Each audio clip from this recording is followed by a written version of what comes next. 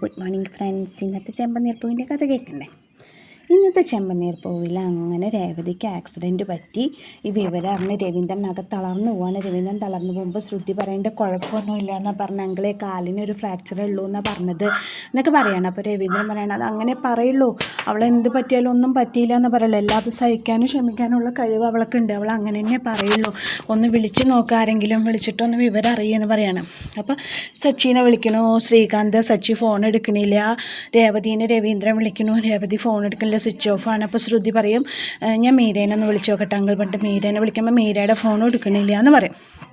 അങ്ങനെ രവീന്ദ്രനാകെ തളർന്നിരിക്കുകയാണ്. രേവതിയുടെ കാര്യം അറിഞ്ഞിട്ട് തളർന്നിരിക്കുന്ന സമയത്ത് രവീന്ദ്രൻ കരയാണ്. അച്ഛൻ ഇങ്ങനെ കരയല്ലേ അച്ഛാ പറയണ. ശ്രീകാന്ത് എന്താ പറ്റിയെന്നറിയില്ല, എനിക്ക് എൻ്റെ മോളെ ഇപ്പോൾ കാണണം, ശ്രീകാന്തെ വാ നമുക്ക് ഹോസ്പിറ്റലിലേക്ക് പോകാൻ പറയണം. അപ്പോൾ വർഷ പറയും, കുഴപ്പമൊന്നുമില്ല, ഫ്രാക്ചർ ഉള്ളൂ എന്നല്ലേ പറഞ്ഞ അങ്കിളെ, അവർ വരട്ടെ, നമുക്ക് വെയിറ്റ് ചെയ്യാം എന്ന് പറയാണ്. എന്ത് പറഞ്ഞാലും ശരി, എനിക്ക് എൻ്റെ മോളെ ഇപ്പോൾ കാണണം പറയാണ്. അപ്പോഴേക്കും ശ്രീകാന്തിൻ്റെ ഫോണിലേക്ക് സച്ചിയുടെ ഒരു വോയിസ് മെസ്സേജ് വരികയാണ്. എന്താ ശ്രീകാന്തെ, രേവതിക്ക് ചെറിയൊരു ആക്സിഡൻറ്റ് പറ്റി, ഞാൻ ഇവിടെ ഹോസ്പിറ്റലിലാണ്, കാലിലൊരു ഫ്രാക്ചർ ഉണ്ട്, വേറെ കുഴപ്പമൊന്നുമില്ല, അച്ഛനോട് വിവരം പറയേണ്ട, അച്ഛനറിഞ്ഞ വിഷമാവും, അതുകൊണ്ടാണ് ഞാൻ അച്ഛൻ്റെ ഫോൺ എടുക്കാത്തത്, അതുകൊണ്ട് നീ വിവരം മെല്ലെ സാവകാശം അച്ഛനോട് പറഞ്ഞാൽ മതി, ടെൻഷനൊന്നും ആവണം വേണ്ട, ആരും ഹോസ്പിറ്റലിലേക്കൊന്നും വരണ്ട, ഞങ്ങൾ പെട്ടെന്ന് തന്നെ തിരിച്ചു വരും എന്ന് പറയണം. അങ്ങനെ പറഞ്ഞിട്ട് ശ്രീകാന്തിനോട് പറയും, ശ്രീകാന്തിനോട് വോയിസ് മെസ്സേജ് ഇട്ടുണ്ട്, ശ്രീകാന്ത് അത് രവീന്ദ്രനെ കേൾപ്പിച്ചിട്ട് അപ്പോൾ പോകേണ്ട ആവശ്യമില്ല എന്ന് പറഞ്ഞില്ല അച്ഛാ, കുഴപ്പമൊന്നുമില്ല പറയുമ്പോൾ രവീന്ദ്രൻ ഇരുന്ന് ചെറിയ കുട്ടികളെ പോലെ ഇരുന്ന് കരയാണ്. ശ്രീകാന്ത് പറയും, അച്ഛൻ കരയാണ്, വിഷമിക്കല്ലേ അച്ഛാ എന്നൊക്കെ പറയും. അത് കഴിഞ്ഞ് രാത്രിയായി, ഇതുവരയ്ക്കും സച്ചിനെ കാണാനില്ല. അപ്പോൾ രവീന്ദ്രൻ പറയണ്ട, ഇവനൊന്ന് വിളിച്ചാലെന്താ, ഇവനൊന്ന് വിവരം പറഞ്ഞാലെന്താ, ഇവൻ എന്താ ഒന്ന് വിളിച്ചിട്ട് ഫോൺ കൊടുക്കണില്ല, ഒന്ന് തിരിച്ച് വിളിക്കണില്ല, എന്താ സച്ചി ഇങ്ങനെ എന്നൊക്കെ ഇങ്ങനെ രവീന്ദ്രൻ തന്നെ ഇരുന്ന് പറയണ സമയത്ത് കാറ് വരും, സച്ചി വന്നോടനെ രവീന്ദ്രനൊക്കെ, എന്ത് പണിയാടാ നീ കാണിച്ചത്, നിനക്കൊന്ന് ഫോൺ വിളിച്ച് വിവരം പറഞ്ഞാലെന്താ, ഞങ്ങൾ വിളിക്കുമ്പോൾ ഒന്ന് ഫോൺ എടുത്താലെന്താ, മനുഷ്യനെ എന്തിനാ അങ്ങനെ ഇട്ട് തീറ്റിക്കണേ വെച്ചിട്ട് രവീന്ദ്രൻ ചൂടാവാണ്. രേവതി മോളെ എവിടെ ചോദിക്കുമ്പോൾ രേവതി കാറിലുണ്ട് അച്ഛാന്ന് പറയണ സച്ചി. അങ്ങനെ സച്ചി കാറ് തുറന്ന് രേവതീനെ കൈക്കുമ്പിളിൽ ഒരു കുഞ്ഞു കുട്ടിയെ കോരിയെടുക്കുന്ന പോലെ രേവതിയെ കൈക്കുമ്പിളിൽ കോരിയെടുക്കണം. രേവതിയുടെ ഒരു കാല് പ്ലാസ്റ്റർ ഇട്ടിട്ടുണ്ട്.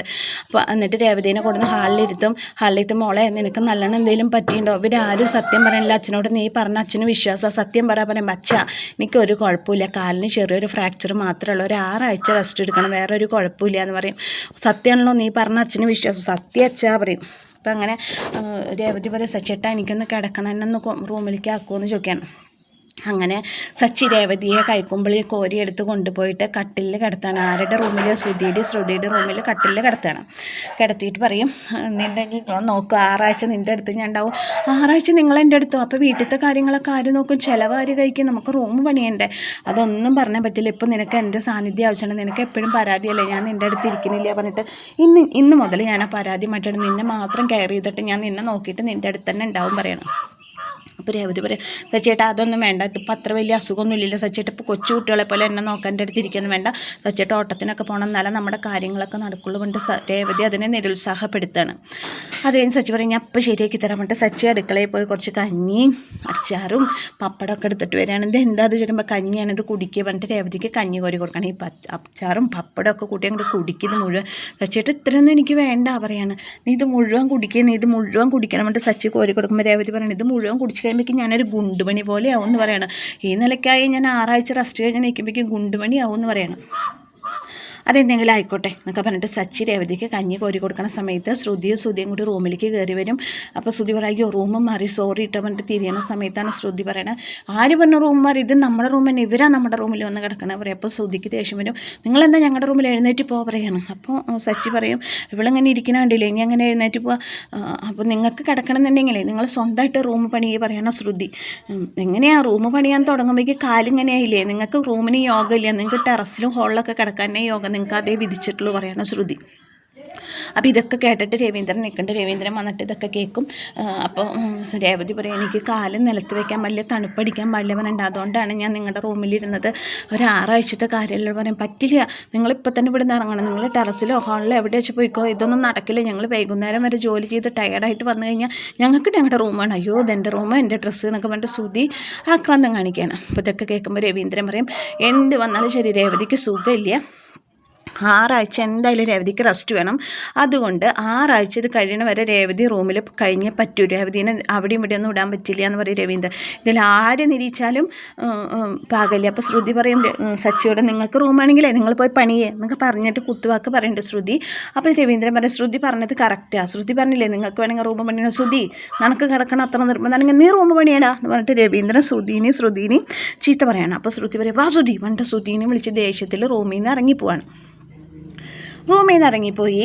അത് കഴിഞ്ഞു സച്ചി രേവതി റൂമിലിരിക്കുകയാണ്.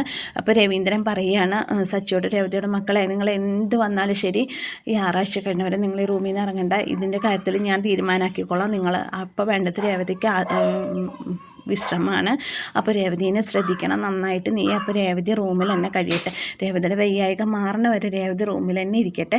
രേവതിനെ ഈ റൂമിൽ നിന്ന് ഇറക്കണ്ട എന്നൊക്കെ പറയണമെങ്കിൽ അത്ര നിർബന്ധമാണെങ്കിൽ അവർ എൻ്റെ റൂമിൽ കിടന്നോട്ടെ എന്ന് പറയണം. ശ്രുതിയോടും പറഞ്ഞു നിങ്ങൾ വേണമെങ്കിൽ എൻ്റെ റൂമിൽ കിടന്നോ എന്ന് പറയണം. അപ്പോൾ സച്ചി പറയും വേണ്ട, അച്ഛനെ ഹാളിലൊന്നും കിടത്താൻ പറ്റില്ല അച്ഛാ, ഞങ്ങൾ ഇന്ന് ഹാളിലോ ടെറസിലേക്ക് മാറിക്കോളാം എന്ന് പറയുമ്പോൾ രവീന്ദ്രൻ സമ്മതിക്കില്ല. അപ്പോൾ എന്നിട്ട് കട്ടായിട്ട് തന്നെയാണ് ആൾ പറയുന്നത് ശ്രുതിയോടും നിങ്ങൾ റൂം മാറിയേ പറ്റൂ, അങ്ങനെ അല്ല നിങ്ങൾക്ക് നിർബന്ധമാണെന്ന് നിങ്ങൾ വേറെ റൂം പണിതോ എന്ന് പറഞ്ഞിട്ട് രവീന്ദ്രൻ ശ്രുതിയോട് ഷൗട്ട് ചെയ്യണം. പക്ഷെ അവർക്ക് ഭയങ്കര ദേഷ്യമുണ്ട്. രേവതിക്ക് വയ്യാതിരിക്കുന്ന സമയത്ത് ഒരല്പം പോലും മനസ്സാക്ഷിയില്ലാണ്ടാണ് ശ്രുതിയും രേവതിയോടും പെരുമാറുന്നത്.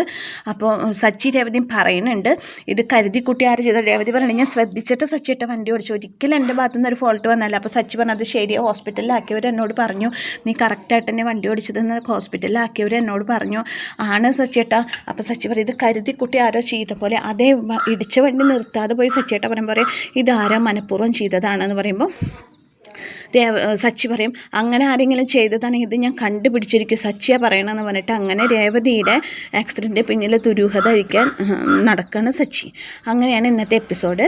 അപ്പോൾ നാളത്തെ കഥയുമായി നാളെ വരാം. അപ്പോൾ എല്ലാവരും എൻ്റെ ചാനൽ കണ്ട് എൻ്റെ വീഡിയോ സ്കിപ്പ് ചെയ്യാതെ കണ്ട് എൻ്റെ ചാനലൊന്ന് ലൈക്ക് ചെയ്യുക, ഷെയർ ചെയ്യുക, സബ്സ്ക്രൈബ് ചെയ്യുക.